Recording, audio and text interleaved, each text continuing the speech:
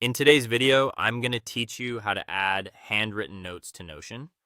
If you like writing by hand but still want the convenience of keeping everything organized inside Notion, this is a simple and effective workflow.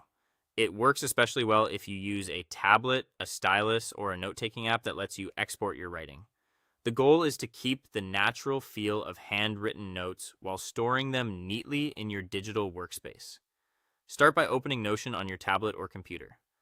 Once you're in, go to the page where you want your handwritten notes to live. This could be a class page, a meeting notes section, a project dashboard, or a personal journal. Choosing the right page first helps keep everything organized from the beginning so you don't have to move things around later.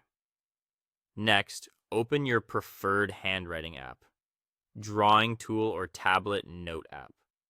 Use whichever one feels most comfortable for you, as long as it allows you to write naturally and export your work afterward.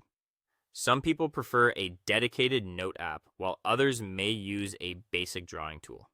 The exact app matters less than making sure your writing is clear and easy to save. Now, write your notes by hand using a stylus or Apple Pencil. Take your time and write as you normally would. If you're using this for studying or planning, try to keep headings, dates, or key points clear so they remain easy to review once they're inside Notion. Clean, readable notes will make a big difference later, especially if you're storing a lot of them over time.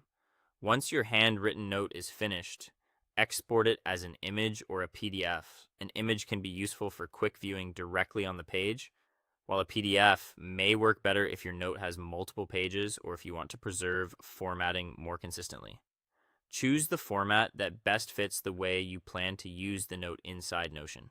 After exporting, go back to your Notion page and upload or embed the file.